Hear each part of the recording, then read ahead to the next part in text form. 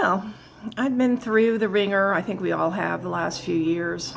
Probably all know why, but just all kinds of things happening. And probably the most significant was that I was struck with Bell's palsy in 2021.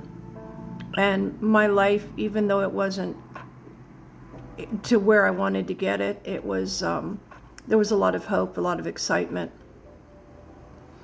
And I made myself a bit of a public figure in the areas of researching the paranormal, and as a writer, and a self-professed selfie queen.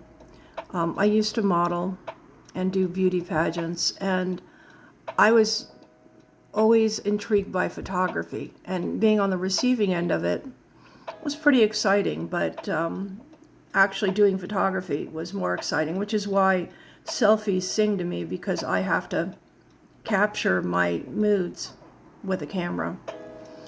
Well, when the Bell's palsy struck, it paralyzed one side of my face. 2 months later, the other side of the face decided to join it. After a few months, it became synkinesis, where the facial muscles move. The eye and mouth seem to want to move together. And there's a synchronicity of the muscles that you don't want to have happen. And some paralysis of the lips. So I ended up with a little bit of a lisp. It's embarrassing to eat in public because my lips don't seal. And when I chew, my eye wants to close. It added to a pile of other things that subsequently occurred. And as pretty much everyone with Bell's palsy knows, you end up in depression and anxiety. You end up with social anxiety because you're afraid to have people see you like you are now, because you're nothing like you were, and they can tell there's something wrong. And during this time, being in the film industry as a screenwriter, that's fine, but then as somebody who's asked to do podcasts and radio shows to talk about the paranormal and attend conferences, and as a writer, book signings and such, my public persona, you could tell that I had lost my confidence. When I would photograph myself, I knew who I was. I could make a lot of different looks, as you can see, just because I knew who I was, and I knew where I was at that moment that the photo was taken. I have a lot of different attitudes to my personality and to my look. But now I was unable to express in my face. People would see pictures of me now and say, "Why are you angry?" And I would say, "I'm not angry. I was smiling." My big open-mouthed smile I was well known for was gone. And now I have to work my way back up. So I had to make some very dire decisions. I decided to sell the house. I decided to simplify and downsize my life, because stress is a huge factor in the inflammation that causes Bell's palsy. So I had to make a huge change and give up the suburbanite dream, which wasn't ever really my dream. I always wanted to live an unusual life in an unusual setting, but I had taken the safe route.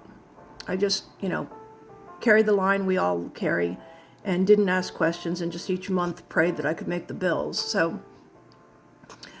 I sold the house. My next step is going to be recovery. I need time to work on the face. I need time to work on my body. With all the stress and depression and anxiety, I need to get my flexibility and my balance back. I need to get my strength back. I need to remember who I am. I need meditation time. I need to eat healthy foods. I need to have some, a gym to work out in, and some time outdoors in a pool. So I decided I'm going to do an extended stay at a hotel. It's only a few hundred more a month than an apartment would be, but I don't have to cook or clean. I don't have to worry about bills. I can just write, work on the face muscles, treat myself like I'm at a spa, go out, use the pool, use the gym. Just not have to worry about any of that for a few months, because I also have to get myself in good shape to act in a major film. And it's going to be hard, because I want my face to be as good as it can get. I'm very blessed that the character I'm playing should look a little broken. So, and they're going to have to age me a bunch. So that's okay. I can do that. When I get back from filming, which is a couple of months, then I'm going to go get myself a mobile home in a 55 plus community here locally in Phoenix. I think it's a good decision. What I need right now is just, my career is taking off and I need to have as little stress as possible. And a single person trying to manage a home and yard and still travel, because I plan to travel a lot.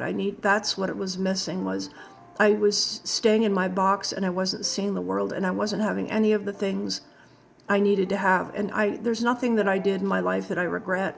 It's what I didn't do that I regret. And so the mobile home will make it possible for me to enjoy warm winters, very little maintenance, easy to come and go, don't have to worry about it when I'm on the road, and then just travel and enjoy my career and where I'm going. And just, find myself again and be healthy, make myself first. I've been a caregiver my entire life for the moment I was born. And it was very hard for me to be quote unquote selfish and actually dare to dream. I used to dream, but I always talk myself out of it. Oh, I can't do that because I need to be here for such and such, or such and such is doing this and I need to support them. And, so it's just a whole new frame of reference at this time in my life to actually be saying, what does Sharon need? And let's get it done. So it's a creative way to refigure my life. But I feel like if I didn't shake it up, I'm going to be one of those people that ages with dementia and stuff, because I didn't have to adapt. When they talk to people that made it to 100, they always say the same thing. I just adapted to changes. You don't fight it. You don't kick and scream and go, oh, this happened and it's so unfair. You just go, okay, what do we have to work with now? And let's go with the flow. So I want to lead a sort of artist European lifestyle. I love the Italians for the dolce far niente. It's sweet to do nothing. I like that attitude. Work can provide for you, but it shouldn't be you. You have to find the pleasure in life, and that means, socialization, relaxing, just enjoying nature. I'm a big nature freak. Big. Love to photograph nature. Love to do oil paintings of nature. Need to be in a setting where I can do that. So I may not represent this girl that you're seeing in the slideshow. Pictures of me just before my face went down. But the girl inside is changing, and the face should change with that. And I accept that, and I embrace that. I have something new I have to work with. But right now, I had to have a very inventive way to downsize, to do it with as little disruption as possible, but always, finally, putting myself first. Don't be afraid to do that. I can't get anything done if Sharon isn't taken care of. So follow me on my journey. I'll show you what it's like to make such a strange change in your life.